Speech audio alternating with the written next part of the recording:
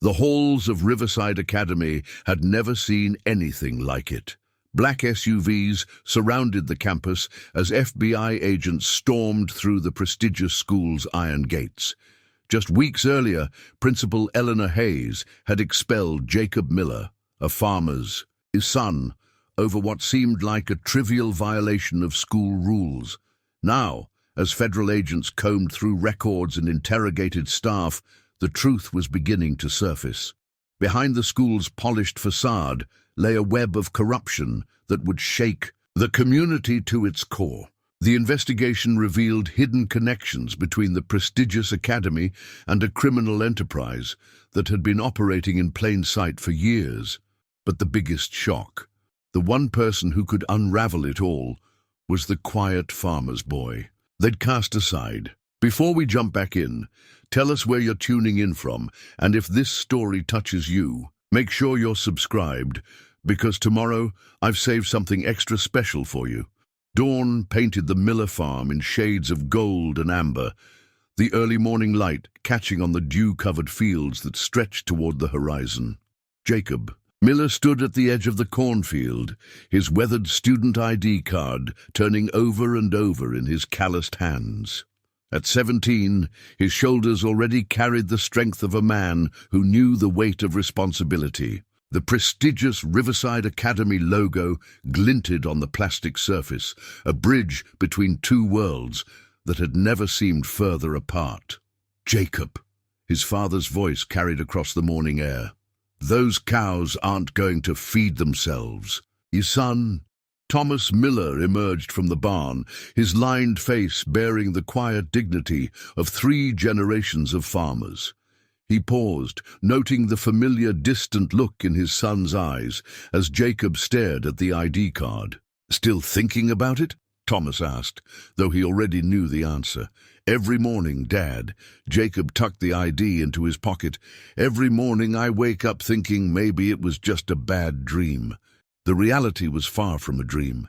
2 weeks had passed since Principal Hayes had called Jacob into her office, since everything they'd worked for had crumbled in a matter of minutes. The memory played in his mind with cruel clarity.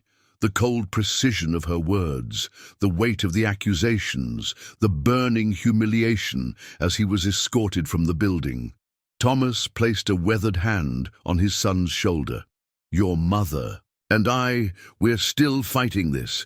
The school board won't help," Jacob interrupted, his voice carrying a bitterness that didn't suit his youth. "They're all part of it. I saw things, Dad, things that didn't add up." The morning routine continued around them. The distant lowing of cattle, the mechanical whir of the aging irrigation system, the familiar symphony of a working farm. But beneath it all lay an undercurrent of tension, of unfinished business. Inside the farmhouse, Sarah Miller was already at the kitchen table, surrounded by papers. Bank statements, loan documents, and the precious Riverside Academy scholarship agreement that had once seemed like their family's salvation. Her fingers traced the lines of numbers that never seemed to add up. "Mom, you don't have to keep looking," Jacob said, entering with his father.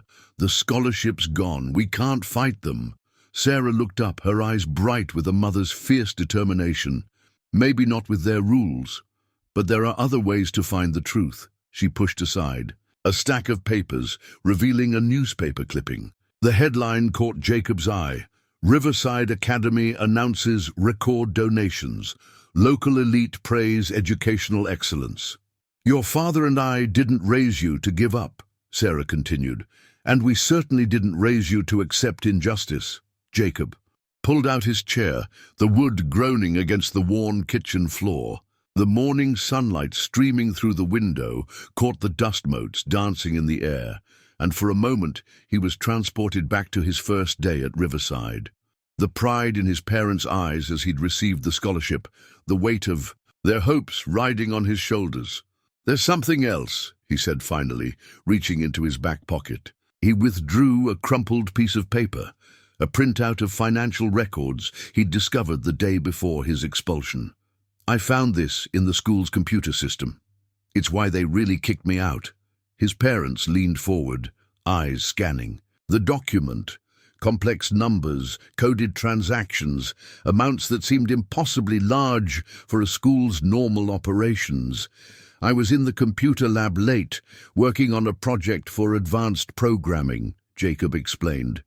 That's when I noticed the anomalies in the system. Files that shouldn't be there, transactions that didn't make sense. Thomas's weathered face creased with concern. Son, what exactly did you stumble into? Before Jacob could answer, the distant rumble of an approaching vehicle drew their attention.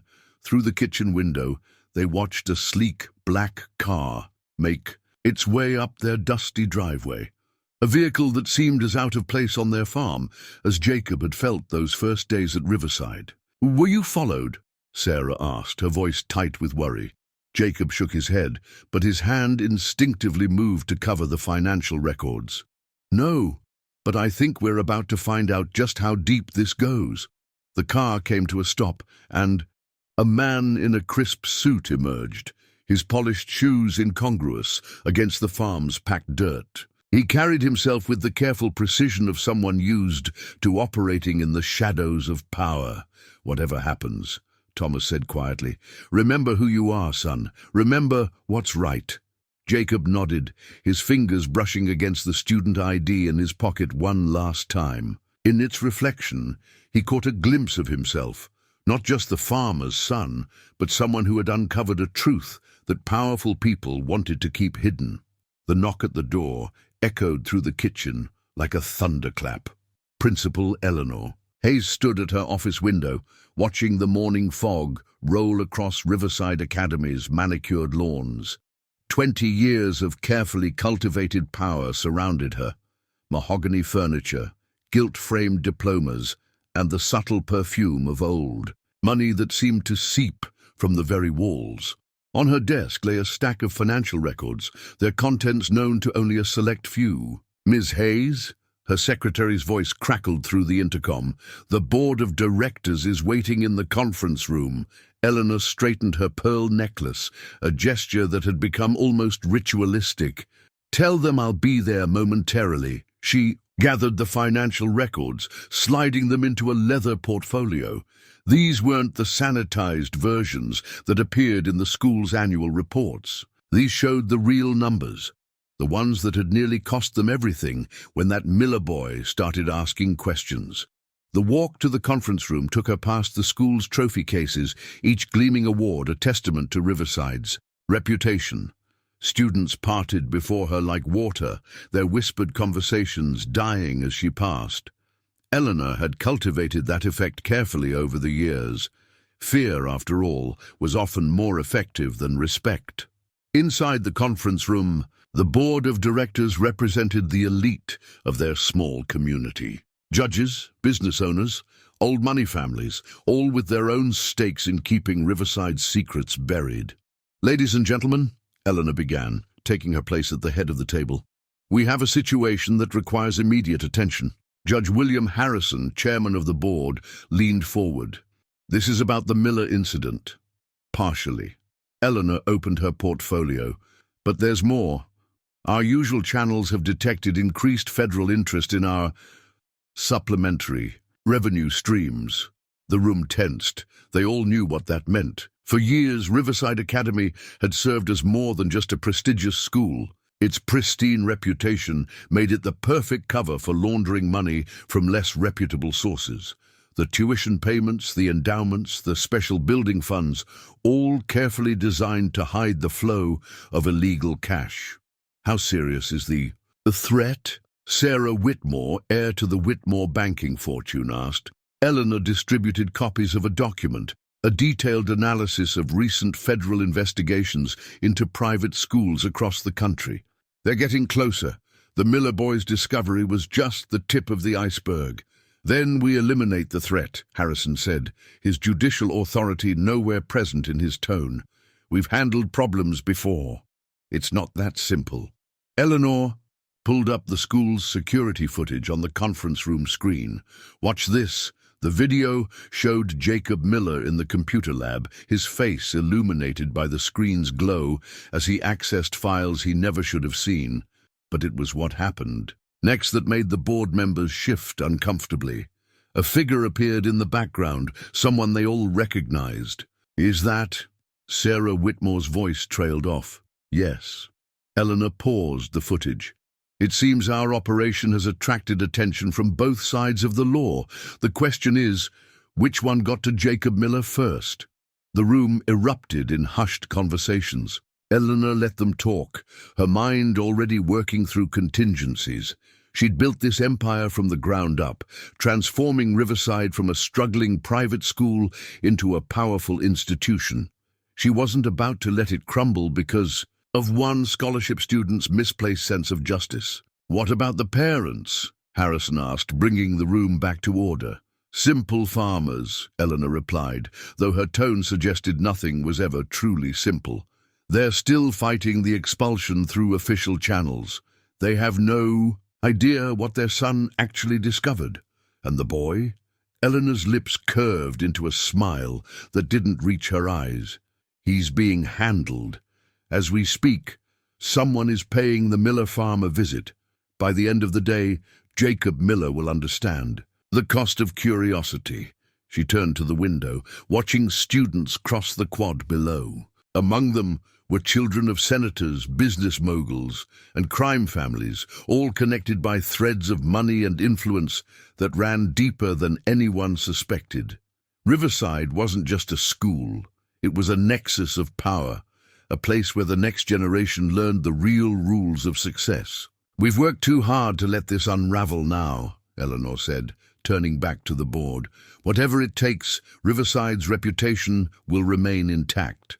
The board members nodded in agreement, but Eleanor noticed the slight tremor in Sarah Whitmore's, and as she reached for her water glass, fear was spreading, even here in their inner sanctum. And fear, Eleanor knew from experience, made people unpredictable. She would have to watch them all very carefully in the days to come.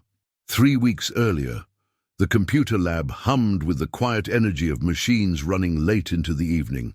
Security cameras blinked their red eyes in the corners, recording everything yet seeing nothing of real importance. Jacob's fingers moved across the keyboard with practiced precision, the lines of code on his screen reflecting in his glasses. "You're here late, Mr. Miller." The voice made him freeze. Mr. Davidson, the school's IT administrator, stood in the doorway, his thin frame casting a long shadow across the floor. "Just finishing my programming project, sir," Jacob replied, consciously keeping his hands visible on the keyboard. "The advanced coding class?" Davidson moved closer, his eyes scanning Jacob's screen. "Ah, yes, Principal Hayes mentioned you had quite a talent for getting into systems." The pause was slight but deliberate. Jacob felt his heart rate quicken, but maintained his calm exterior. "Just following the curriculum, Mr. Davidson." "Indeed." Davidson leaned over, his cologne sharp in the recycled air. "Though I wonder if the curriculum included accessing our financial database." The security footage would later show this moment in perfect clarity. Jacob's slight flinch, Davidson's satisfied smile, the timestamp marking the beginning of the end. "I don't know what you mean," Jacob said, but they both knew it was too late. Davidson reached past him, tapping a few keys to bring up the system log. "Interesting searches here, Mr. Miller. Donor records, transaction histories, special accounts, quite thorough for someone just working on a class project." "There were inconsistencies," Jacob said quietly. "Numbers that didn't add up. I thought it might be a system error." "What you thought," Davidson cut in, "is irrelevant. What matters is what Principal Hayes will think when she sees this unauthorized access." The next few minutes played out like a well-rehearsed script. Security guards appeared at the door. Jacob's student account was locked. His personal files were confiscated, all while Davidson watched with the detached interest of someone observing. A particularly predictable experiment. In Principal Hayes' office, the security footage continued its silent vigil. The camera caught the exact moment Jacob realized how carefully he'd been set up. "Accessing confidential financial records," Hayes read from the incident report, her voice carrying the weight of practiced authority. "Attempting to breach secure." Databases. These are serious violations, Mr. Miller.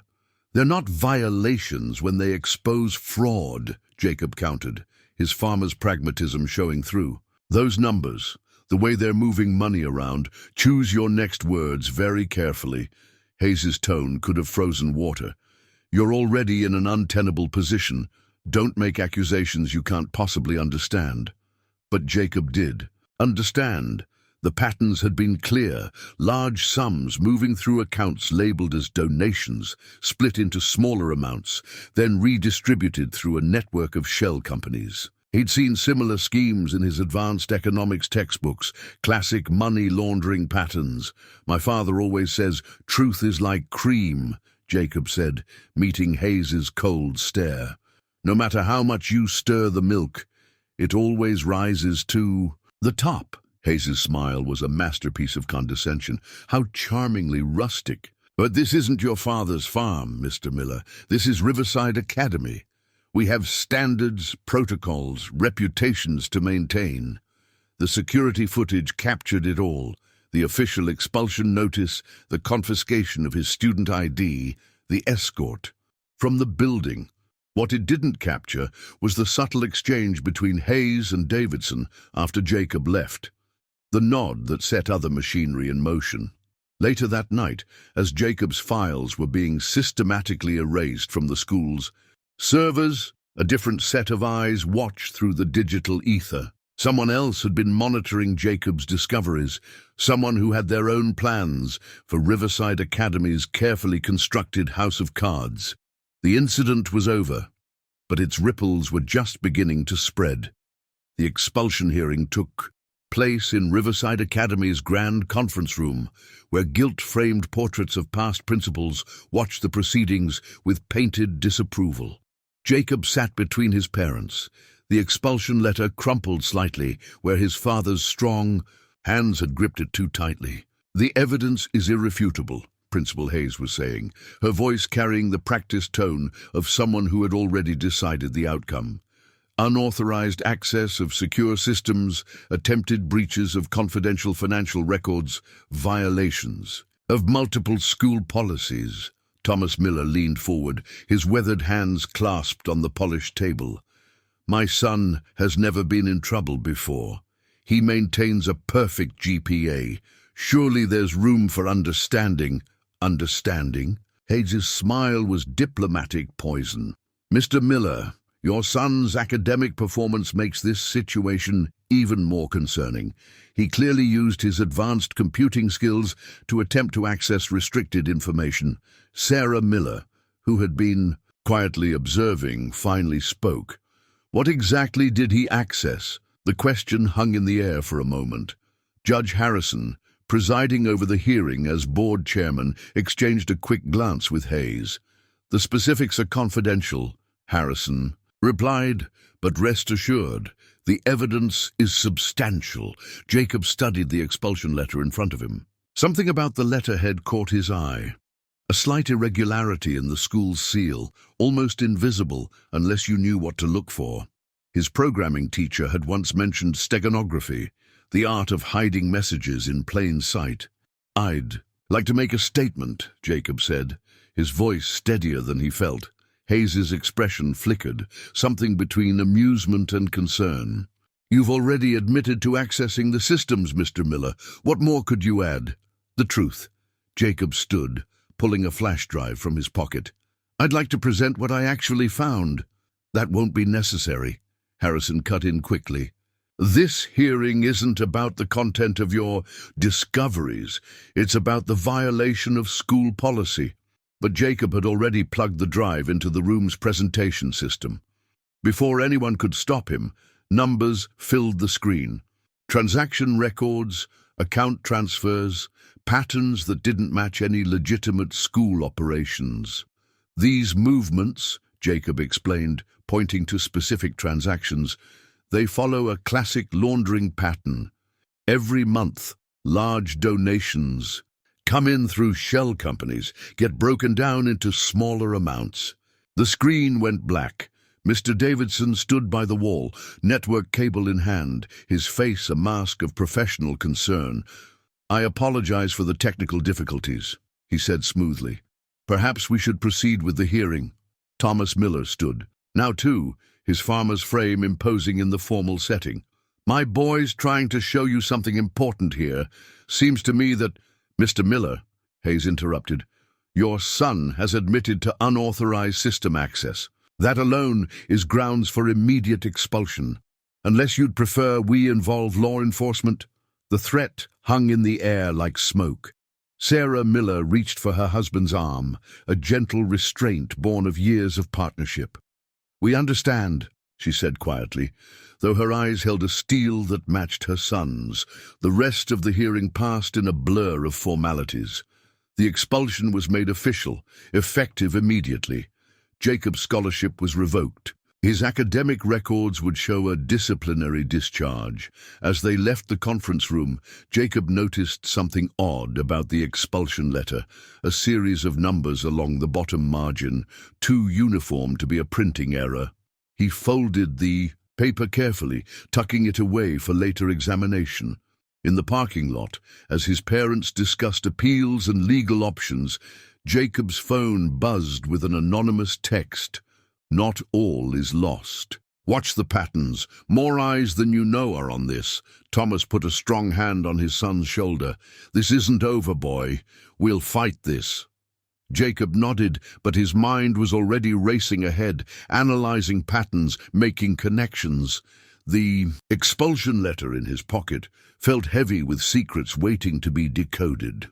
As they drove away from Riverside Academy, Jacob watched the school recede in the rearview mirror.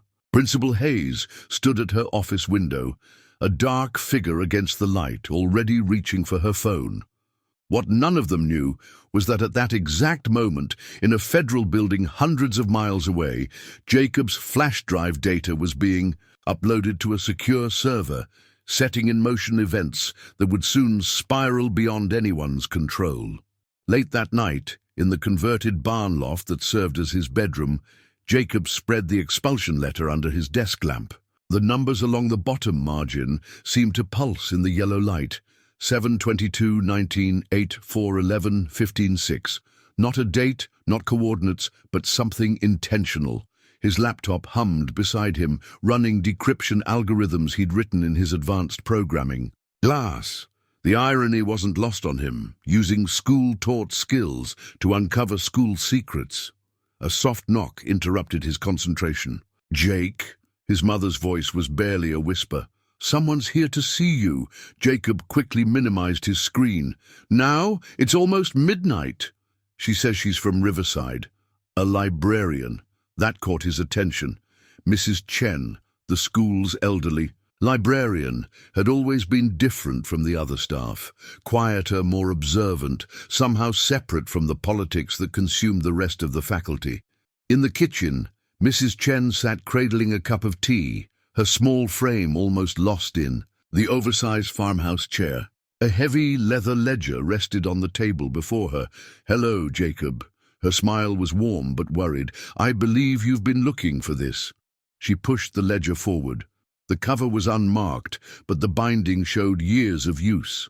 Jacob opened it carefully, and his eyes widened at the contents. "These are the original financial records," Mrs. Chen explained, "before they were adjusted for official purposes." The pages told a story in columns of neat handwriting. Donations from names he recognized, local businesses, wealthy families, even some international corporations. But the amounts didn't match any publicly available records. "Why are you showing me this?" Jacob asked, though he already suspected the answer. Mrs. Chen's eyes darted to the windows before she spoke. "Because your father wasn't the only one who saw things he wasn't supposed to." "My father?" Jacob's head snapped up. "James Chen. He was the school's accountant in the early days. When Hayes first became principal, she touched a jade pendant at her throat. He was also my husband." The revelation hit Jacob like a physical force. He'd known the previous accountant had died suddenly, but the connection had never occurred to him. They said it was a heart attack. Mrs. Chen continued, her voice steady despite the pain in her eyes. Very sudden, very tragic. The school even paid for the funeral. Jacob's fingers traced the columns of numbers. And you think, I know. She pulled something else from her bag, a small notebook filled with her husband's cramped writing. James kept his own records. He was careful, methodical. The night he died, he called to tell me he'd found something big, something that went beyond just the school. A car passed outside, its headlights sweeping across the kitchen windows. Mrs. Chen flinched slightly. The numbers in your expulsion. Letter, she said, returning to business. They're a book code. James used them sometimes. Page numbers, line numbers, word numbers. The key is finding the right book. Jacob's mind raced. The school library catalogue? Close. Try the original ledger. She tapped the book before them. Someone wanted you to find this, Jacob. Someone who knows the old systems. He was all ready. Counting pages, tracking numbers. But why me? Why now? Because history repeats itself. Mrs. Chen stood, gathering her things. And sometimes it gives us a chance to change the ending. She paused at the door, looking suddenly old and tired. Be careful, Jacob. What you've stumbled into, it's bigger than just money laundering. Hayes has powerful friends, and they don't like loose ends. After she left, Jacob worked through the night, cross-referencing the code with the ledger entries. As dawn approached, patterns emerged. The hidden message took shape, revealing something that made his blood run cold. Coordinates, dates, account numbers, and a name he recognized from his father's farming business, Global Agricultural Holdings, a company that had been pressuring local farmers to sell their land. The pieces were starting to fit together, forming a picture larger and more dangerous than he'd imagined. Riverside Academy wasn't just laundering money. It was part of a network that stretched from local farms to international corporations. Jacob saved his findings to an encrypted file, then buried the ledger under the floorboards of his loft.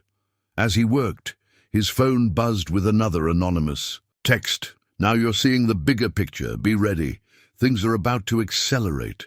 He looked out his window at the pre-dawn farm, the land his family had worked for generations. Somewhere out there, wheels were turning, plans were advancing, and time was running out.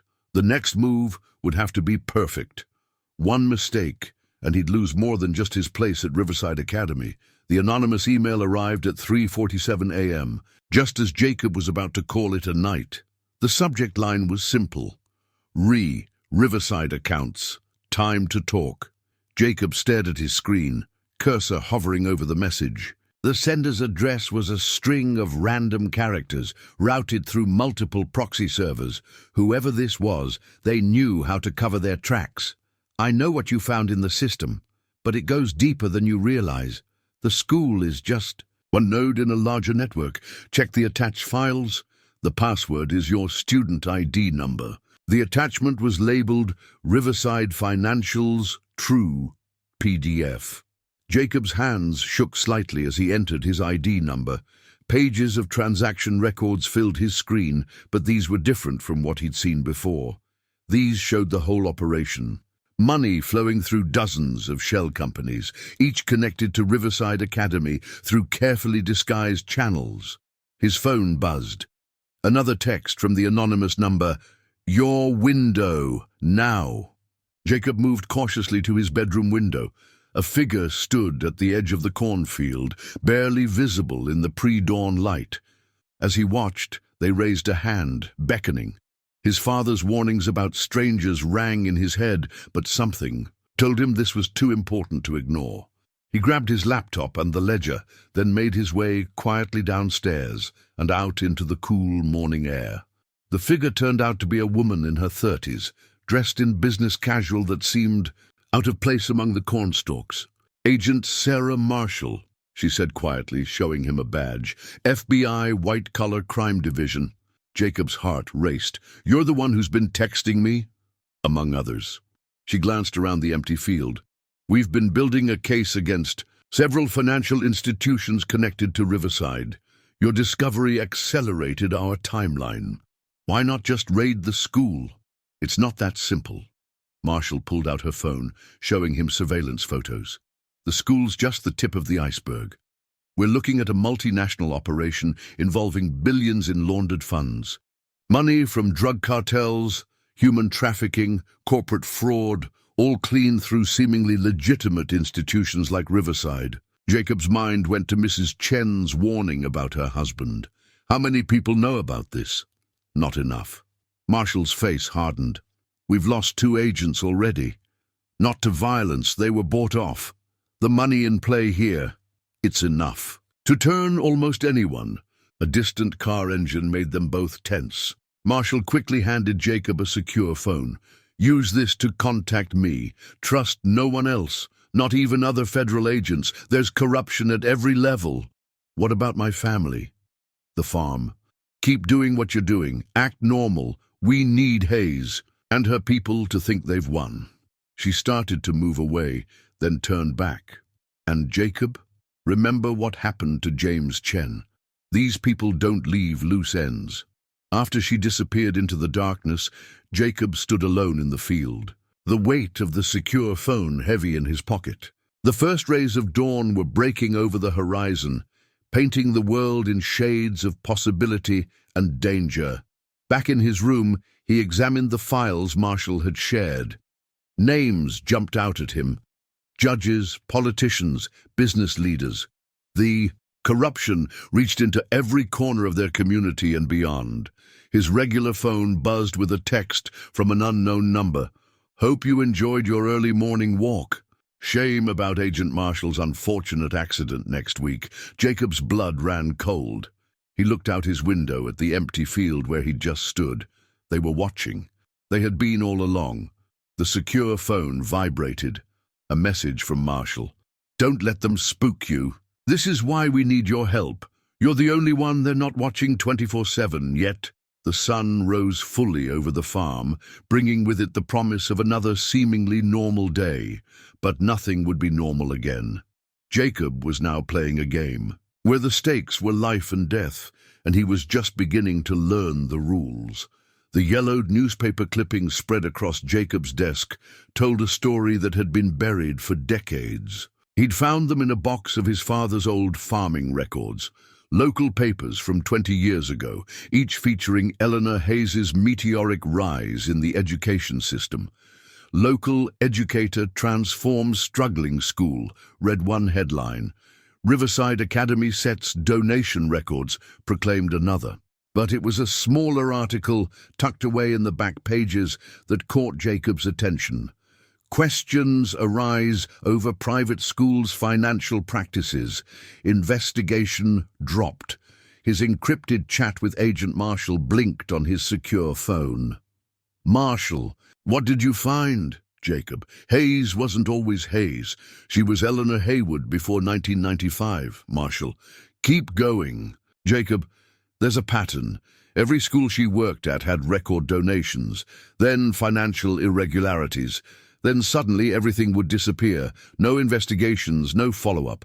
Jacob pulled up another article, this one from a Chicago paper. Private school administrator cleared in fraud investigation. The photograph showed a younger Hayes, same steel in her eyes, but a different name, different life. Marshall, she's been doing this for years. Building networks, making connections, leaving before anyone could prove anything. Jacob, but why stay at Riverside so long? Marshall, because this time she built something bigger, something worth protecting. A soft knock at his door made Jacob quickly minimize the chat. His mother entered, carrying a stack of old farm ledgers. Found these in the back of Dad's office, she said, setting them down. Thought they might help with your research. The way she said it made Jacob look up.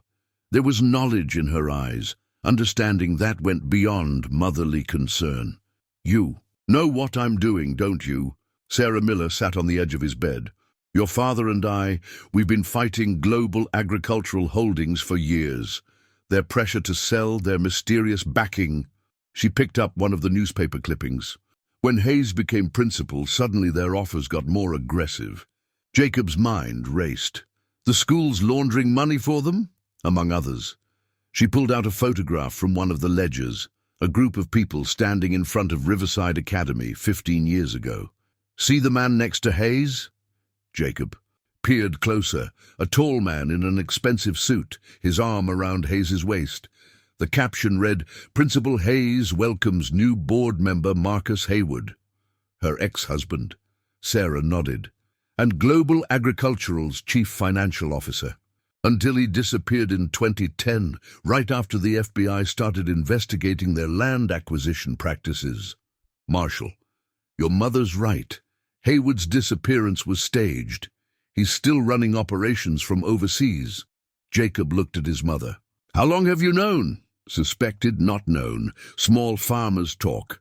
We've all seen the pattern: financial pressure, mysterious accidents, sudden offers to buy when people are most desperate." She touched the jade pendant at her throat, identical to Mrs. Chen's. James Chen wasn't the only one who died trying to expose the truth. The secure phone buzzed again. "Marshall, we're sending you something. Old security footage from Hayes's previous school. Watch for the pattern." The video loaded slowly, grainy footage from 1994. It showed Hayes in a heated argument with a man Jacob didn't recognize. The next clip, dated 3 days later, showed the same man being led away in handcuffs. "Marshall, that was their standard procedure. Find dirt, manufacture evidence, destroy opposition. The man was a whistleblower. Spent 8 years in prison before we proved his innocence." Jacob studied the footage, watching Hayes's body language, her calculated movements.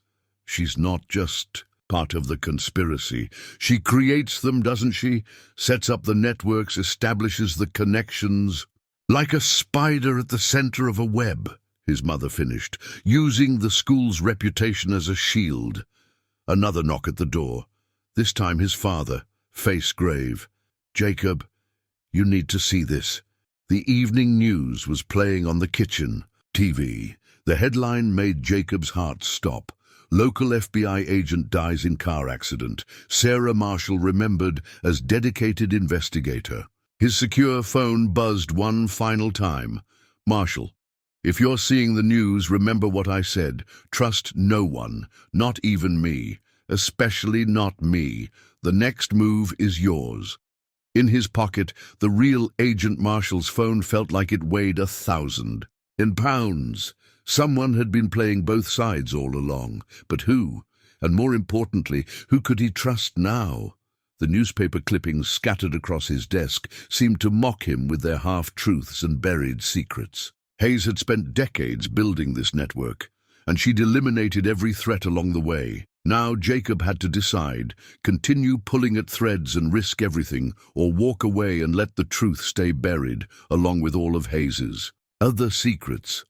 In Mrs. Chen's basement, Jacob stared at the wall they'd transformed into an investigation board. Red strings connected photos, documents and newspaper clippings, forming a web of corruption that stretched far beyond Riverside Academy's pristine gates.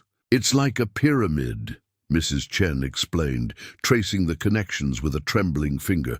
"Local businesses at the bottom, feeding money upward through shell companies, then through the school, and finally," she pointed to the top of their diagram, "Global Agricultural Holdings," Jacob finished.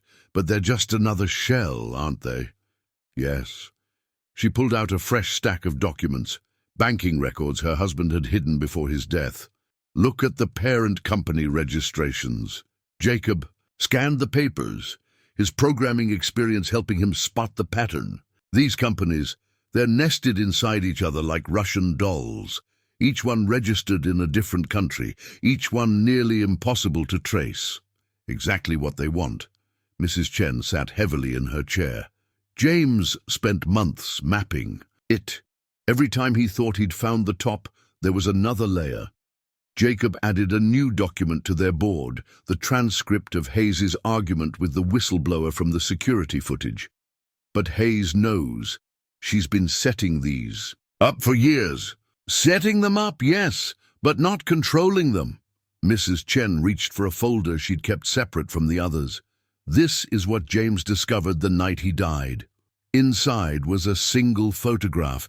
Hayes meeting with a group of men in an upscale restaurant. Jacob recognized Marcus Haywood, her ex-husband, but the others... That's Victor Petrov, Mrs. Chen pointed to a distinguished-looking man. Russian energy magnate, and beside him Charles Wong, Hong Kong banking executive. This one, she indicated a man partly hidden in shadow, we never identified. But James was convinced he was the key to everything.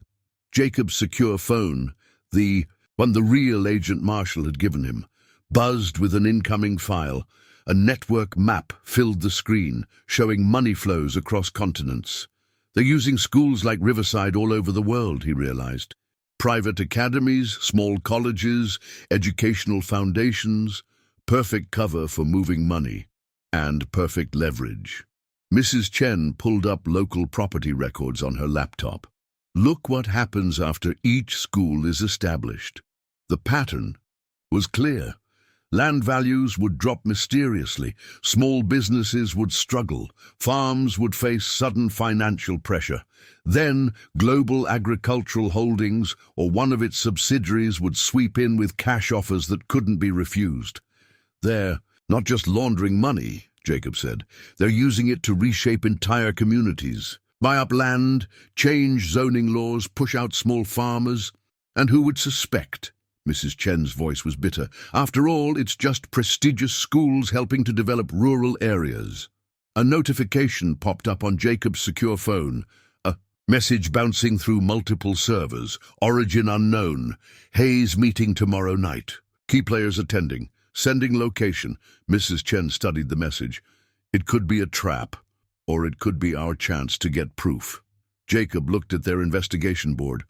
All these connections, but nothing solid enough for court. James thought the same thing. She touched her jade pendant.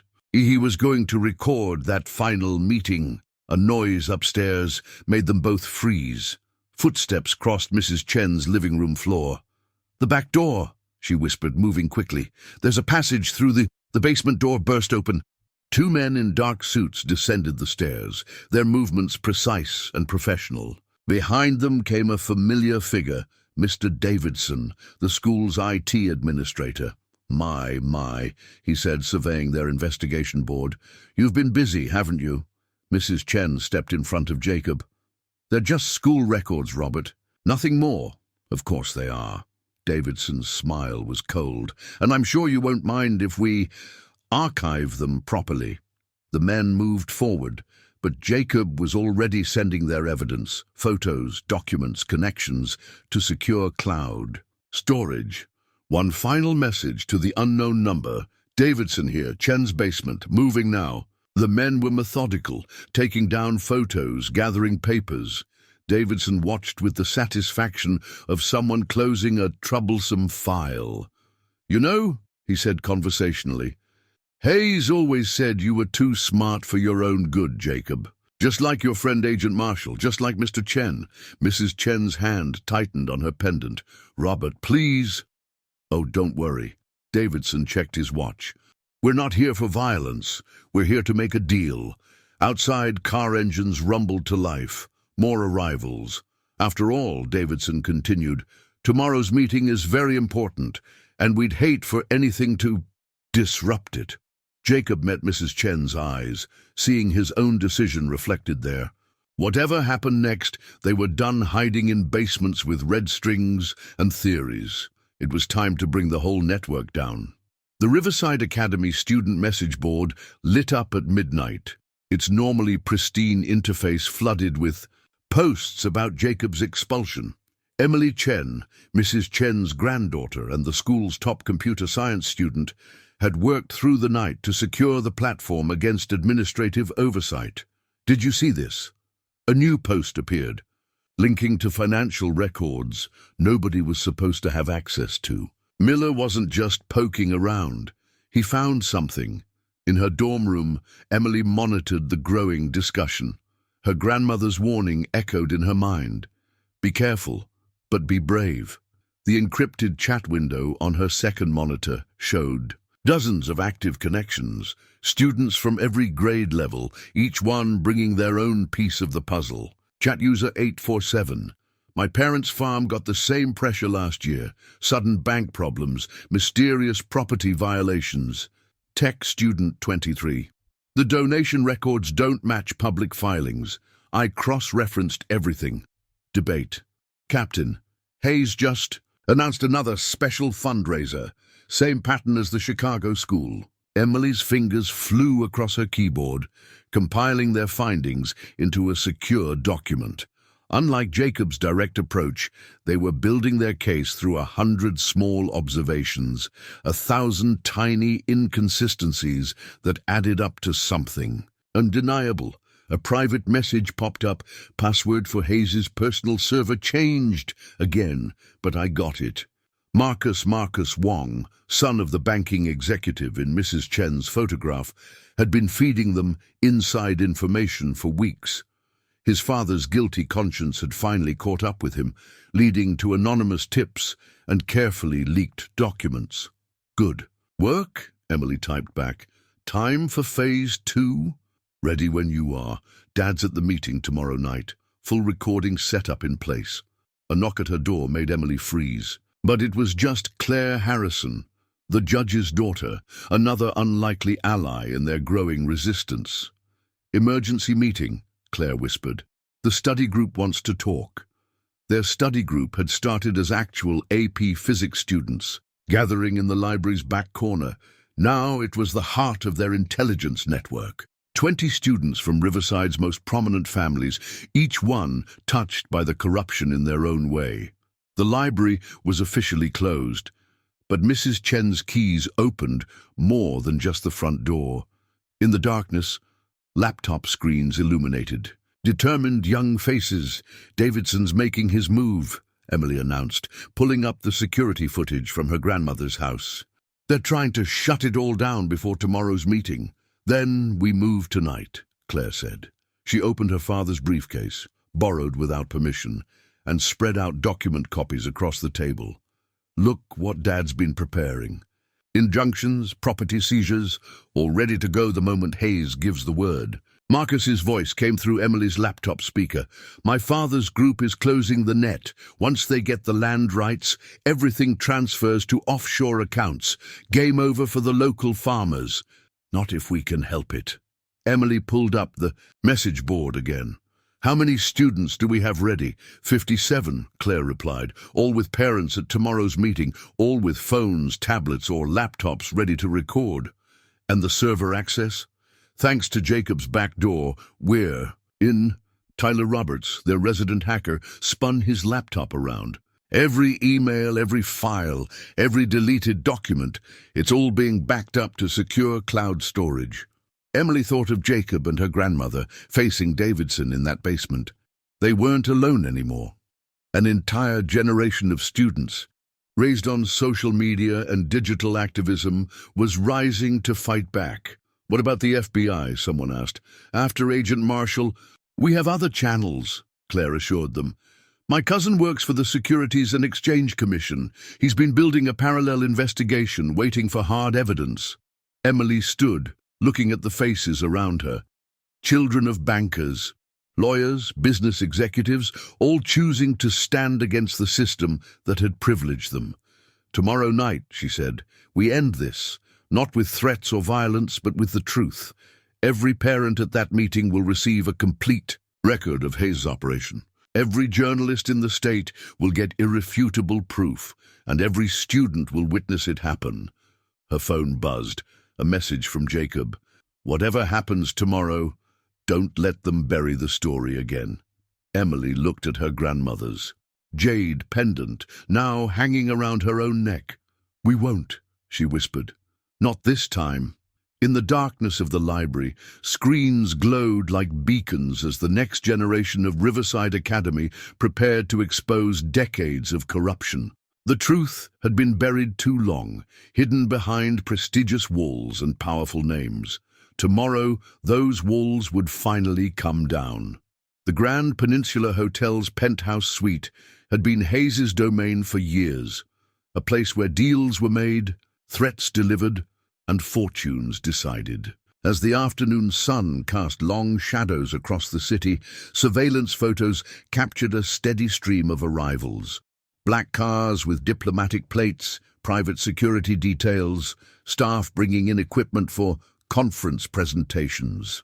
In Jacob's makeshift command center, a converted storage room above his father's barn, those same photos spread across multiple screens. Emily had patched him into the student network, creating a real-time intelligence hub. "Security's tighter than usual," Claire reported through their encrypted channel. "Dad's brought in private contractors. They're sweeping for devices every hour." Jacob studied the hotel's blueprint, marked with entry points and camera positions. "How many students in place?" 32, Emily replied, "all with access through their parents. Marcus has the penthouse layout. His father's team did the renovations last year." Tyler's voice crackled through the speaker. "CCTV feed is live. Hayes just arrived with Davidson." The footage showed Hayes entering through the service entrance, Davidson 2 steps behind with a sleek metal briefcase. Jacob zoomed in on the case. "That's new," he noted. "Usually she carries everything on encrypted drives." "Because usually she's not planning to destroy evidence," Mrs. Chen said, entering with fresh coffee. After Davidson's visit to her basement, she'd moved her operation to the farm, bringing decades of institutional knowledge with her. "Look at the case's locking mechanism," she continued, pointing to the screen. "James used to work with those. They're designed to wipe data if opened incorrectly." Jacob's secure phone buzzed, a message from an unknown number. "Marshall's team in position. Wait for signal." Emily's voice carried a note of concern. "Still no confirmation if that's really the FBI or—" "We stick to the plan," Jacob interrupted. "Even if Marshall's compromised, we have enough channels to get the truth out." Their plan had evolved far beyond simple exposure. Each student participant had been carefully chosen and positioned. Claire Harrison, recording her father's private calls. Marcus Wong, access to the banking records. Tyler Roberts, control of the hotel's security systems. Emily Chen, coordination of their digital network.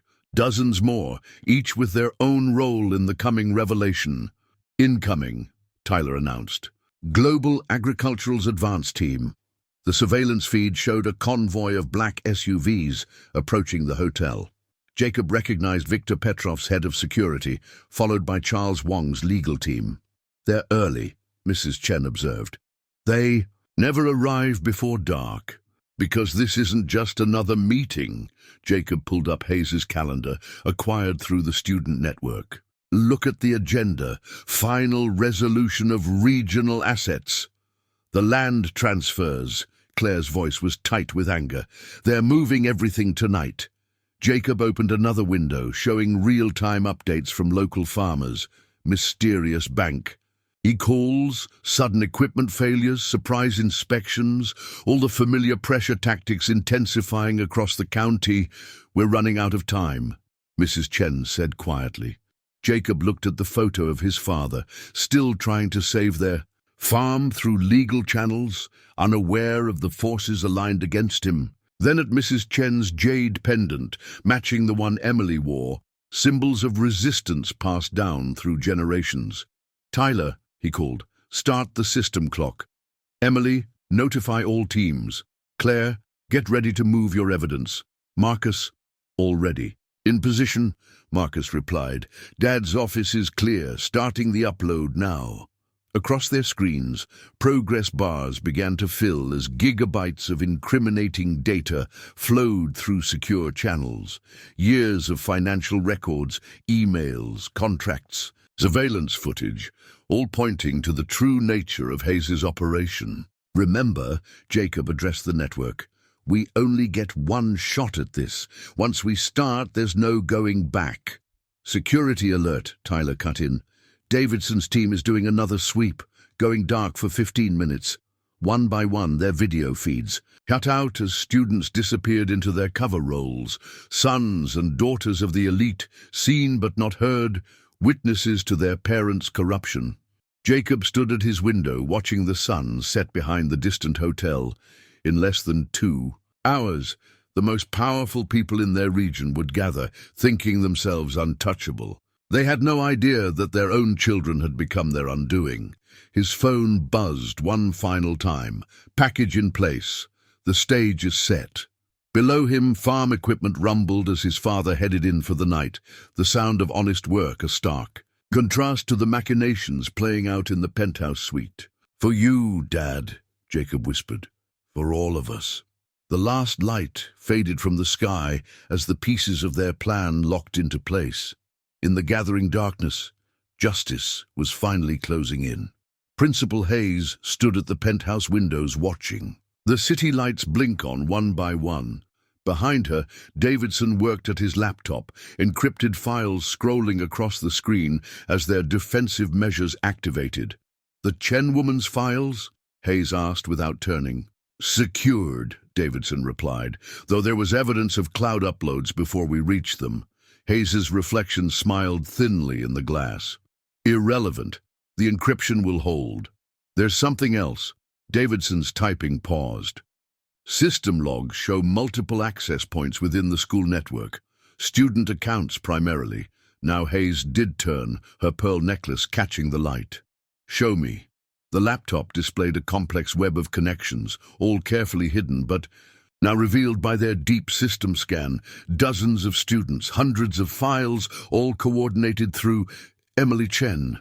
Hayes breathed. Of course. The grandmother wasn't working alone.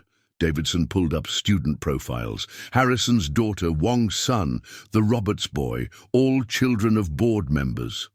All potential liabilities. Hayes moved to the secure phone on her desk, punching in a number from memory. "Marcus? Yes, it's time.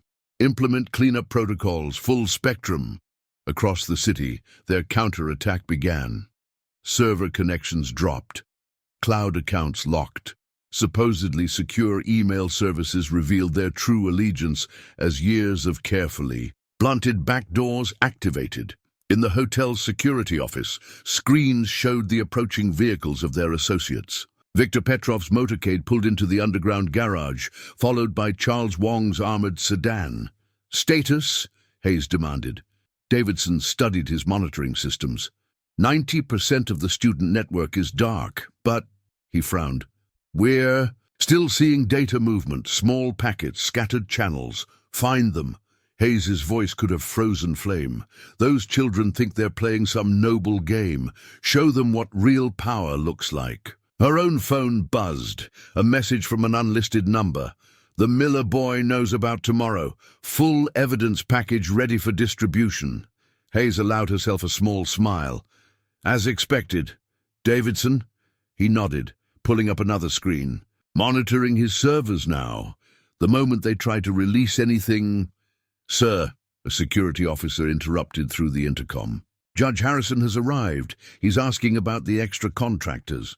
Tell him it's a routine upgrade." Hayes straightened her jacket. Time to begin the show. But as she moved toward the conference room, another alert flashed across Davidson's screen. "Ma'am, we have a problem." The display showed a cascade of new connections appearing, hundreds of them, from devices across the city. The student network wasn't just surviving their attack, it was growing. "Impossible," Davidson muttered. "The protocol should have isn't good enough." Hayes's calm facade cracked slightly. "Lock it down, now." "Working on it." His fingers flew across the keyboard. "But they're using some kind of distributed system. Take down one node, 3 more appear." Hayes reached for her secure phone again, but it remained silent. Dead. On Davidson's screen, their own encrypted channels began to fall one by one. "They're not just students," he realized. "This is professional. Military-grade encryption, adaptive, routing, Marshall." Hayes spat the name like poison. "She's been teaching them, helping them build this, all while we thought she was—" A new message appeared on the main screen. "Your move, Eleanor, or should we say, Ms. Haywood?" In the corridor outside, voices grew louder as more board members arrived. Victor Petrov's distinctive accent carried through the door. "Where is Hayes? We must begin." She looked at her watch. Exactly 1 hour until the land transfer contracts would be finalized. 1 hour to salvage an operation decades in the making. Options? She demanded. Davidson's face was grim. We still have the briefcase. If we can't, stop the data release. We destroy everything. Hayes nodded. Better to lose the evidence than face prosecution. And the students? Her expression hardened. Their parents signed very specific confidentiality agreements. Time to remind everyone what happens to whistleblowers in our organization. The briefcase sat on her desk, its sophisticated locking mechanism glowing softly. Inside, the drives contained everything. Every transaction, every threat, every buried secret. One wrong code, and it would all be reduced to molten silicon. "Mom?" Davidson's voice carried a note of uncertainty. "If we trigger the deletion, protocols, some of these accounts, they're tied to essential services, hospitals, emergency response, acceptable collateral." Hayes checked her appearance one final time. "We didn't build all this by being squeamish." The conference room doors opened, releasing a murmur of powerful voices. "Showtime. Watch those student channels," she ordered. "The moment they move, we end this permanently." But as she turned to greet her conspirators, a small red light blinked on Davidson's screen. Somewhere in their burning network, one channel remained open, steadily uploading data to an unknown destination. The children of Riverside Academy weren't just fighting back. They were winning. Sarah Whitmore moved through the penthouse party. With practiced ease, champagne glass in hand, every inch the banking heiress she appeared to be. Only the slight tremor in her fingers betrayed the tension beneath her social smile. Through her discreet earpiece, Emily Chen's voice provided updates. "Server room is secure. Marcus has the backup drives." Sarah drifted toward Hayes's private office, her designer heels silent on the thick carpet. Years of playing the perfect board member's wife had taught her how to move without being noticed, how to fade into the background of power. "Are you sure about this?" Jacob's voice now, concern evident even through encryption. "I've been sure. Since the day they killed James Chen," Sarah subvocalized, her lips barely moving. 20 years of watching, waiting, gathering evidence. She reached the office door, her manicured hands sliding a specially crafted keycard through the reader. Inside, Davidson's laptop sat unattended, still logged into the security system. "I'm in," she whispered, beginning download. On the screen, file directories opened to her commands, not through hacking or brute force, but with the highest level administrative access that came from being the one who had designed the system in the first place. 20 years ago, Sarah Whitmore hadn't been a banking heiress. She'd been Sarah Chen, James Chen's niece, and one of the most promising cybersecurity experts in the FBI's white-collar crime division. When Hayes's organization had killed her uncle, she'd gone deep undercover, building an entirely new identity. "Package is transferring," she reported, watching progress bars fill. "Tell Agent Marshall her faith in me was justified." In the conference room down the hall, she could hear Hayes beginning her presentation, the same confident voice that had dismissed corruption allegations for decades, now laying out plans for their biggest land grab yet. "They're starting the contracts," Emily warned. "Dad just texted. They're moving up the timeline." Sarah's fingers flew across the keyboard, bypassing security she herself had installed. The laptop's contents began flowing through concealed channels, joining the stream of evidence the students had already collected. A noise in the hallway made her freeze. Through the door's frosted glass, a shadow approached. "Company coming," she breathed. "West door," Emily directed. Marcus cleared a path. Sarah closed the laptop, leaving it exactly as she'd found it. By the time Davidson entered the office, she was already gone, moving smoothly through a service corridor. "Phase 2 complete," she reported. "How's our favorite principal?" "Getting nervous," Jacob replied. Davidson just signaled her something about anomalous data transfers. Sarah allowed herself a small smile. Of course they'd noticed. She designed the alerts herself years ago, planting the seeds of their own destruction. She emerged into the main hallway, seamlessly rejoining the party's flow. Viktor Petrov nodded to her as she passed. Just another wealthy conspirator. At another exclusive gathering. Sarah? Hayes's voice carried across the room. The board requires your banking expertise. Show time. Sarah turned, her face a mask of polite interest. Of course, Eleanor. Happy to help. She approached the conference room where the most powerful people in their region sat around a gleaming table.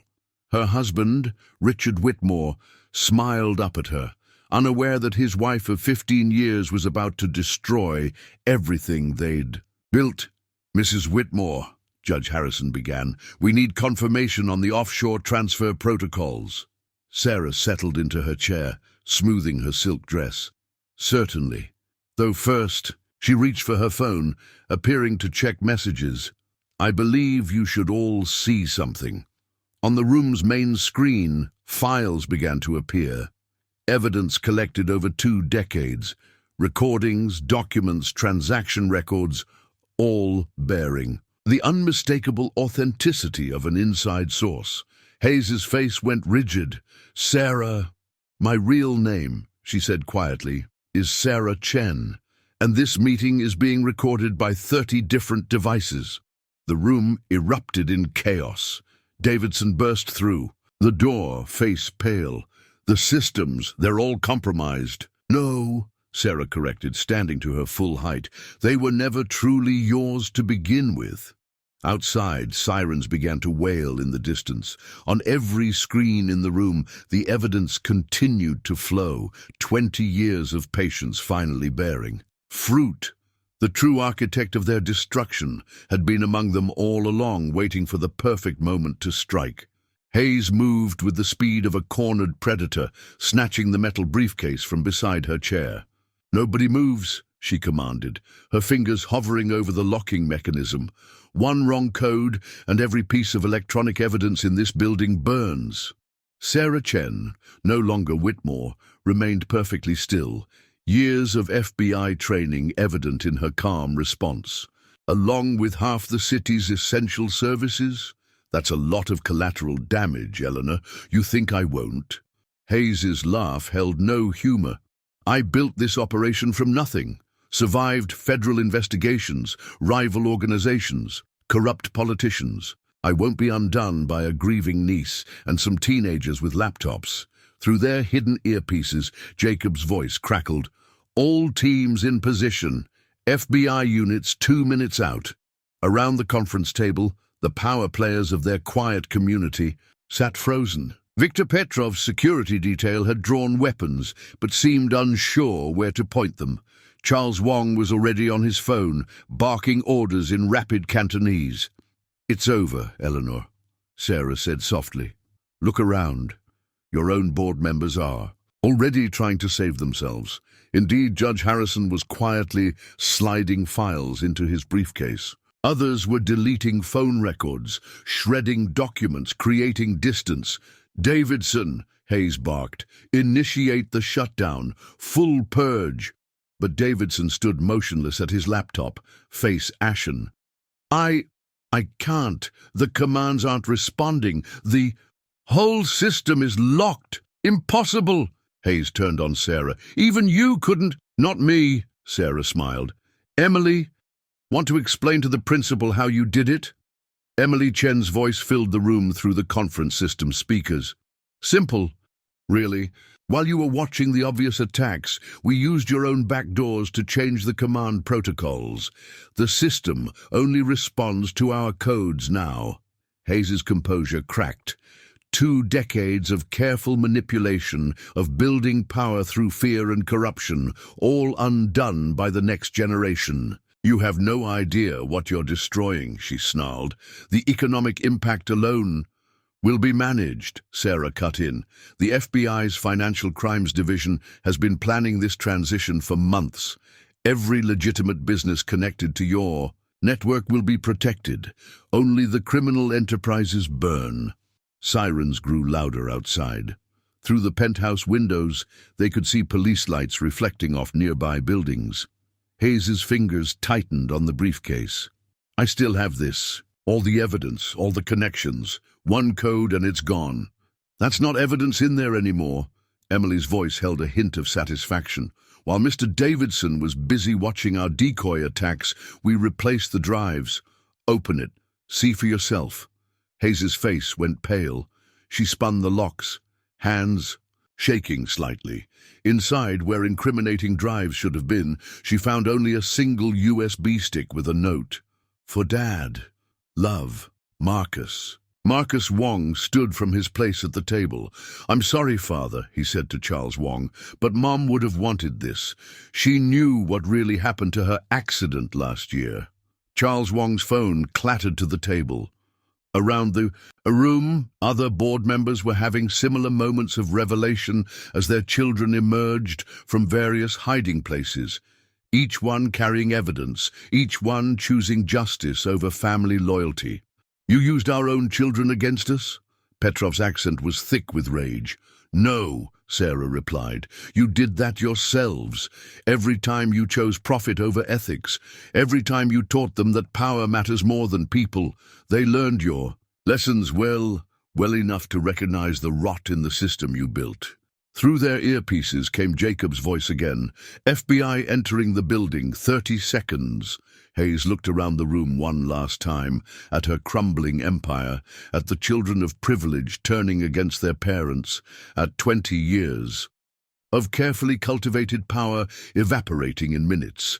She lunged for her private elevator. The doors opened to reveal Agent Sarah Marshall, very much alive, backed by a full tactical team. Eleanor Hayes, Marshall's smile was predatory. Or, should I say Eleanor Haywood? We have some questions about certain land deals in Chicago, circa 1995. As handcuffs clicked into place, Hayes locked eyes with Sarah Chen. You played a long game. I learned from the best, Sarah replied. You taught everyone that patience and cunning were all that mattered.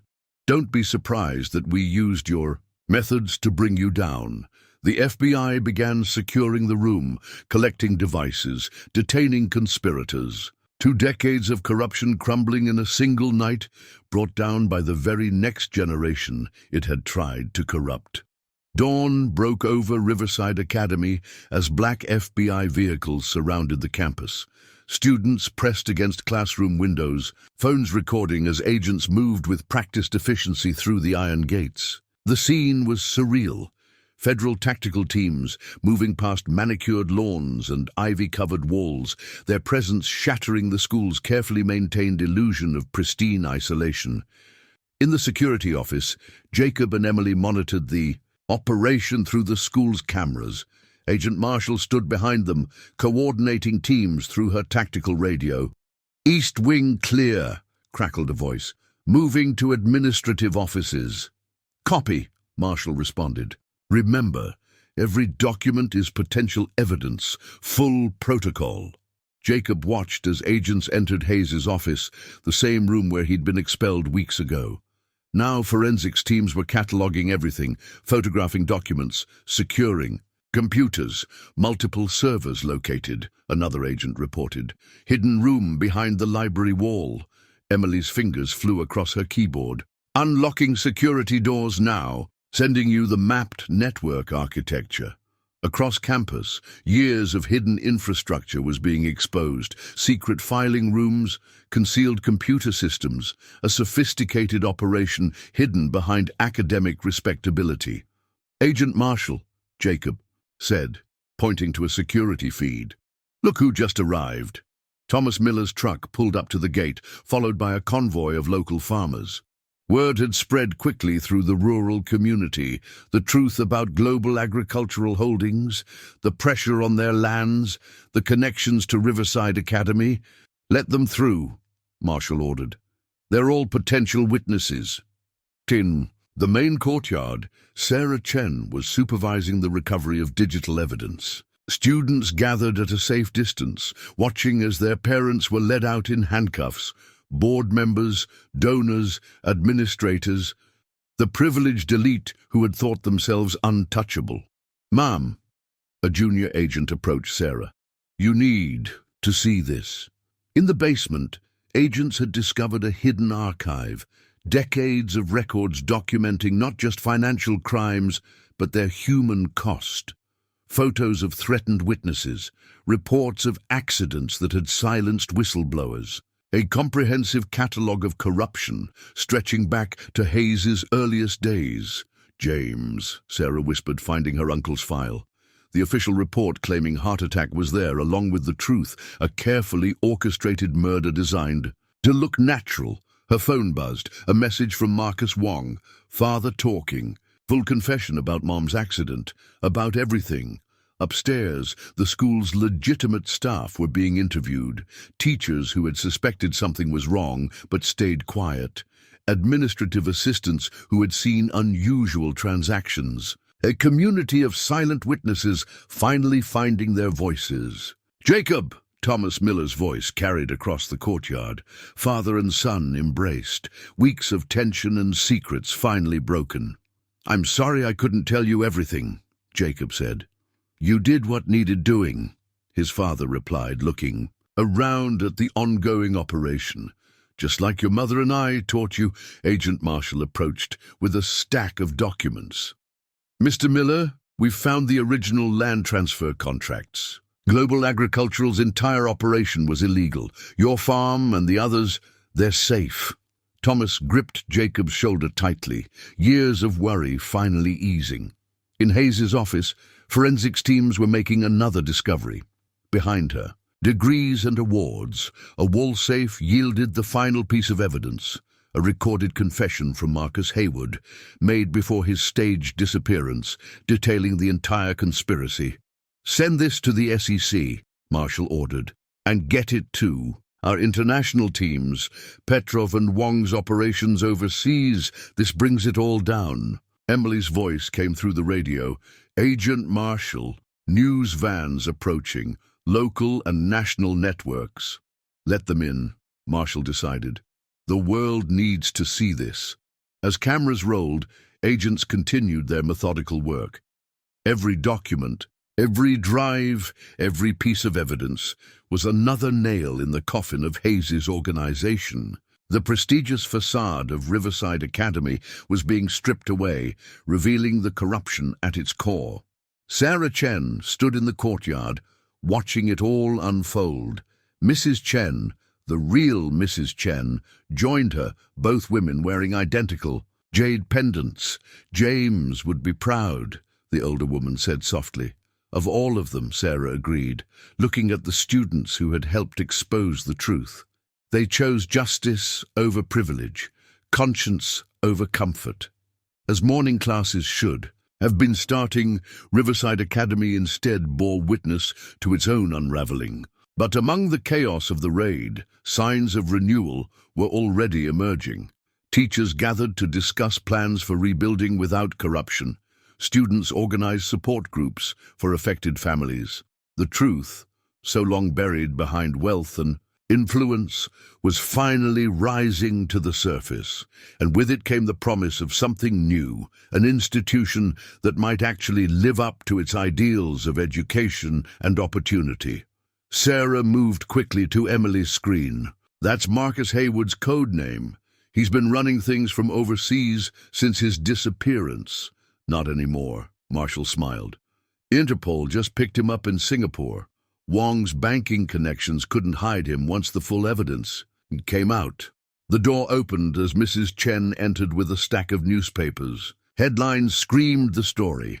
"Prestigious school center of global criminal enterprise. Student whistleblowers expose decades of corruption. FBI raid reveals international money laundering scheme." But it was a local paper's headline that caught Jacob's eye. "Farmer's son vindicated. Expulsion revealed as cover-up attempt."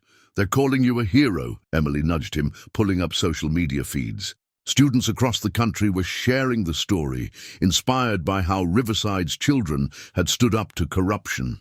"We all did this," Jacob corrected. Every student who chose truth over silence, every parent who finally spoke up. In Hayes's former office, forensics teams were still making discoveries. Hidden compartments yielded more evidence: offshore account numbers, blackmail material, contingency plans. The scale of the operation stunned even veteran investigators. "Principal Hayes is talking," Marshall announced, returning from an interview, "trying to cut a deal, but with Haywood in custody and the international evidence, she's got nothing left to bargain with," Sarah finished. The school's legitimate teachers had gathered in the library, planning how to keep classes running despite the upheaval. Many board members' children had chosen to stay, determined to help rebuild their school's reputation. Latest from the U.S. Attorney's Office, an agent reported. They're charging Hayes under RICO statutes, looking at multiple life sentences. Outside, more news vans arrived as the story grew. Not just about corruption and money laundering, but about a generation deciding that wealth and privilege didn't outweigh moral responsibility. Marcus Wong appeared in the doorway, his father's banking records in hand. Hong Kong authorities are cooperating. They've found evidence of similar operations at schools across Asia. It's not just about Riverside anymore, Emily realized. We've exposed a whole system. Jacob thought about his father's words from weeks ago. Remember who you are. Remember what's right. The simple wisdom of a farmer had helped bring down an international criminal enterprise. Sarah touched her jade pendant, sharing a look with Mrs. Chen. "James would be proud," the older woman said. "Not just of us, but of all of them. They finished what he started." The evidence board had grown so complex they'd had to expand to adjacent walls. Each connection revealed new crimes, new victims, new threads to unravel. But unlike before, when Hayes had used complexity to hide truth, now it served to expose everything. "We've got movement at the courthouse," Marshall called out. "Judge Harrison is coopera." The revolution had been led not by federal agents or seasoned investigators, but by the children of the very system that had tried to corrupt them. In choosing truth over power, they had written their own legacy. The evidence file released to the media was 3,000 pages long. News helicopters circled Riverside Academy as reporters poured through decades of corruption, each revelation worse than the last. Inside the school's conference room, now converted into a joint task force headquarters, Agent Marshall coordinated the response. Another whistleblower came forward, she announced, adding a photo to their evidence board. Former administrator from Hayes' Chicago school says he has documentation going back to '92. Jacob studied the growing web of connections. On the board, red strings linked Hayes to criminal enterprises across 3 continents. Blue markers tracked the money, billions laundered through seemingly legitimate educational institutions. Yellow pins marked the human cost. Suspicious deaths, ruined. Lives, destroyed communities. Latest from the SEC, Sarah Chen reported, hanging up her phone. They've frozen over 30 billion in assets. Global Agricultural's entire network is paralyzed. Through the windows, they could see farmers gathered on the lawn, comparing notes with federal investigators. Thomas Miller stood among them, helping, pieced together years of suspicious bank foreclosures and mysterious property violations. "Found something else?" Emily called from her laptop. She'd been granted official access to help untangle the school's digital web. Hidden email server. Hayes was corresponding with someone called Shadow Director. Sarah moved quickly to Emily's screen. "That's Marcus Haywood's code name. He's been running things from overseas since his disappearance." "Not anymore," Marshall smiled. "Interpol just picked him up in Singapore. Wong's banking connections couldn't hide him once the full evidence came out." The door opened as Mrs. Chen entered with a stack of newspapers. Headlines screamed the story. Prestigious school center of global criminal enterprise. Student whistleblowers expose decades of corruption. FBI raid reveals international money laundering scheme. But it was a local paper's headline that caught Jacob's eye. "Farmer's son vindicated. Expulsion revealed as cover-up attempt." "They're calling you a hero," Emily nudged him, pulling up social media feeds. Students across the country were sharing the story, inspired by how Riverside's children had stood up to corruption. "We all did this," Jacob corrected. "Every student who chose truth over silence, every parent who finally spoke up." In Hayes's former office, forensics teams were still making discoveries. Hidden compartments yielded more evidence: offshore account numbers, blackmail material, contingency plans. The scale of the operation stunned even veteran investigators. "Principal Hayes is talking," Marshall announced, returning from an interview, "trying to cut a deal. But with Haywood in custody and the international evidence, she's got nothing left to bargain with," Sarah finished. The school's legitimate teachers had gathered in the library, planning how to keep classes running despite the upheaval. Many board members' children had chosen to stay, determined to help rebuild their school's reputation. Latest from the U.S. Attorney's Office, an agent reported. "They're charging Hayes under RICO statutes, looking at multiple life sentences." Outside, more news vans arrived as the story grew. Not just about corruption and money laundering, but about a generation deciding that wealth and privilege didn't outweigh moral responsibility. Marcus Wong appeared in the doorway, his father's banking records in hand. "Hong Kong authorities are cooperating. They've found evidence of similar operations at schools across Asia."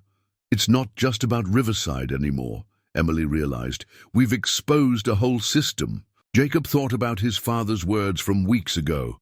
"Remember who you are. Remember what's right."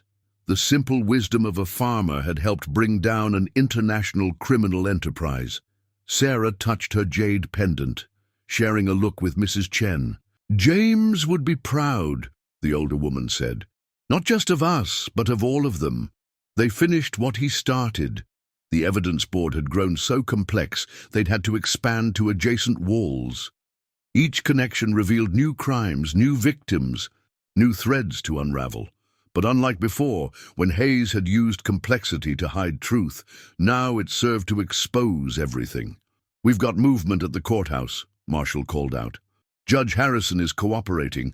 Full testimony about the land seizure operation." Jacob watched as his classmates continued working, children of privilege, using their access and knowledge to dismantle the corrupt system that had enriched their families. They had chosen a different legacy. The truth, so long buried under layers of wealth and influence, was finally seeing daylight, and in its light, something new was growing. The first shoots of real change, nurtured by the very generation that had been meant to inherit the old corruption. The federal courthouse was packed as Eleanor Hayes walked in, her designer suit replaced by prison orange, her pearl necklace conspicuously absent. The judge's chamber, once her domain through connections and bribes, now loomed before her as a place of reckoning. Jacob sat between his parents in the gallery, surrounded by farmers whose lands had been saved, students who had helped expose the truth, and families finally learning what had happened to loved ones labeled as accidents in Hayes's ledgers. "In all my years on the bench," Judge Martinez began, "I've rarely seen corruption this extensive. The evidence presented by the prosecution paints a picture of systematic criminal enterprise spanning decades." The prosecution's table was laden with evidence. Boxes of documents, hard drives, the recovered recording of Marcus Haywood's confession. Sarah Chen sat with the federal prosecutors, her years of undercover work finally bearing fruit. The defendant stands accused of racketeering, money laundering, conspiracy, obstruction of justice, and complicity in multiple deaths, the prosecutor addressed the court. The plea agreement before us represents just the beginning of a much larger international investigation. Hayes's new lawyer, not the prestigious firm that had once protected her, stood. "Your Honor, my client acknowledges her role in these events and offers her full cooperation in ongoing investigations." How generous! Judge Martinez's tone was arctic. Perhaps she'd like to explain that to James Chen's family, or to the other victims of her organization. In the gallery, Mrs. Chen gripped her jade pendant tightly. Emily reached over to hold her grandmother's hand. The prosecutor continued, We've confirmed connections to criminal enterprises in 12 countries. The defendant's cooperation has already led to 57 arrests, with more pending. The total amount of laundered money exceeds $40 billion. Judge Martinez reviewed the plea agreement and the matter of restitution. All seized assets will be liquidated, the prosecutor explained. Priority given to the affected farmers and families of victims. Additionally, Riverside Academy will be placed under independent oversight, with a portion of recovered funds dedicated to scholarships for students from the affected communities. Hayes showed no emotion as her empire was dismantled piece by piece. But when Judge Martinez mentioned the students who had exposed her, she finally spoke. They betrayed their own families, she said bitterly. Everything we built, all the opportunities we provided. No, Ms. Hayes, the judge cut in. They chose integrity over corruption, something you might have taught them, had you been a real educator instead of a criminal. The sentencing came swiftly, multiple life terms, no possibility of parole. As Hayes was led away, she locked eyes with Jacob one final time. In her gaze, he saw not defeat, but bewilderment, genuine confusion that the next generation had rejected her version of power and success. Outside the courthouse, reporters surrounded the key players. Sarah Chen spoke about her long undercover mission. Agent Marshall detailed the international implications. But it was the students who drew the most attention. Young people who had chosen justice over privilege. This isn't just about Riverside Academy, Jacob told the cameras. It's about what kind of future we want to build. Our parents' generation had their chance. Now it's our turn. Thomas Miller watched his son with pride. The family farm was safe now, the land grab scheme exposed. But more importantly, Jacob had proven that doing the right thing still mattered. Back at Riverside Academy, the transformation was already underway. The new oversight board, led by educators and community members, was implementing reforms. Emily and her fellow students were developing mentorship programs, connecting privileged students with rural communities. The hardest part, Sarah Chen told Jacob as they walked the school grounds, isn't exposing corruption. It's building something better in its place. They passed Hayes's former office, now occupied by an interim principal, a veteran teacher, known for her integrity. Through the window, they could see her meeting with a group of farmers, discussing new agricultural education programs. The jade pendants worn by Mrs. Chen, Sarah, and Emily caught the afternoon light, no longer symbols of loss and waiting justice, but of triumph and renewal. 3 generations of women who had never lost faith that truth would eventually prevail, as farmers' trucks rumbled past luxury cars in the school parking lot, as students from wealthy families worked alongside scholarship kids from rural communities, as the walls between privilege and justice slowly crumbled. Jacob realized that they had achieved something even more important than exposing corruption. They had shown that change was possible, that the next generation could choose a different path, that the truth, once revealed, could heal even the deepest wounds. 1 year later, the graduation ceremony at Riverside Academy looked different than in previous years. Under the shade of ancient oaks, farmers in work boots sat beside executives in designer suits. Children of privilege shared the stage with scholarship students from rural communities. The walls that had once divided them had crumbled, replaced by something stronger, shared purpose. Jacob adjusted his valedictorian sash, catching Emily's eye across the stage. She touched her jade pendant and smiled, the gesture now a symbol of their shared victory. In the audience, 3 generations of Chen women sat together, Mrs. Chen, Sarah, and Emily's mother, their matching pendants gleaming in the summer sun. The new principal, Dr. Maria Rodriguez, approached the podium. Her first year had been challenging, but under her leadership, Riverside was becoming what it should have been all along, a true center of education and community. This class, she began, has taught us more than we could ever teach them. They showed us that integrity isn't just a word in our mission statement, it's a choice we make every day. In the front row, Thomas Miller sat with other farmers whose lands had been saved. The compensation from Hayes's seized assets had helped, but more important was the new partnership between the school and rural communities. Agricultural science, programs, technical training, scholarships for farm families.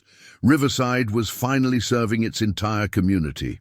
Agent Marshall, now heading a new task force on educational fraud, sat with the FBI contingent. The investigation she'd helped lead had exposed similar schemes at private schools across the country. Riverside's story had become a blueprint for reform. When I look at this graduating class, Dr. Rodriguez continued, I see more than academic achievement. I see courage, the courage to question authority, to stand for truth, to choose right over easy. Jacob's speech notes trembled slightly in his hands. The words he'd prepared seemed insufficient to capture everything that had changed. How do you summarize a year that had transformed not just a school, but an entire way of thinking about power and privilege? I'd like to announce a new tradition, Dr. Rodriguez smiled. The James Chen Memorial Scholarship, funded by recovered assets, will provide full tuition for students dedicated to ethics and community service. Mrs. Chen wiped away tears as the audience applauded. Her brother's legacy lived on, not in tragedy, but in opportunity for future generations. When Jacob finally stepped up to speak, he set aside his prepared remarks. A year ago, I stood in this school as an expelled student, facing what seemed like unbeatable odds. But I wasn't alone. None of us were. He looked out at his classmates. Marcus Wong, who had testified against his own father to expose the truth. Claire Harrison, who had chosen justice over family loyalty. Tyler Roberts, who had used his computer skills for reform instead of profit. We're often told that changing the world is difficult, Jacob continued, that systems of power and privilege are too entrenched to challenge. But we learned something different. We learned that when people stand together, farmers and financiers, teachers and students, past and present, real change is possible. In the distance, Hayes's former office had been converted into a student ethics center. The hidden rooms that had once concealed criminal evidence now hosted community meetings and student advocacy groups. The very architecture of corruption had been transformed into tools for change. Our class rings have a new motto, Jacob held his up, Veritas Vincit, truth conquers. Not through force or wealth or power, but through the courage of people willing to stand for what's right. After the ceremony, as families mingled on the lawn, Jacob found himself beside the old oak tree where he'd first met Agent Marshall. Sarah. Jen joined him, her FBI badge now proudly displayed. Thinking about next year? She asked. Jacob nodded. He'd been accepted to law school, planning to focus on agricultural and educational law. Emily was heading to computer science, determined to use technology for transparency and reform. Marcus would study international relations, working to rebuild his family's legacy the right way. You know, Sarah said, Hayes asked to see me last week, still trying to understand how she lost everything. And I told her she never had anything. Real to lose. Real power isn't in money or influence. It's in the choices we make, the truths we defend, the communities we build. Across the lawn, Thomas Miller was deep in conversation with a group of students interested in sustainable farming. Mrs. Chen was showing city parents around the new community garden. Dr. Rodriguez was already planning next year's expansion of their rural outreach programs. The sun set behind Riverside Academy's historic buildings, casting long shadows across the grounds. But unlike the shadows of the past, these didn't hide corruption and fear. They marked the end of one chapter and the beginning of another. A story of redemption, renewal, and the profound power of choosing right over wrong. The jade pendants caught the last light of day, their green depths holding not secrets now, but promise. The promise that truth, once revealed, could light the way forward, that justice, though delayed, could transform pain into purpose, that even the deepest wounds could heal when exposed to the light of truth and the balm of community. New generation had chosen their path, and in their choice lay the seeds of lasting change.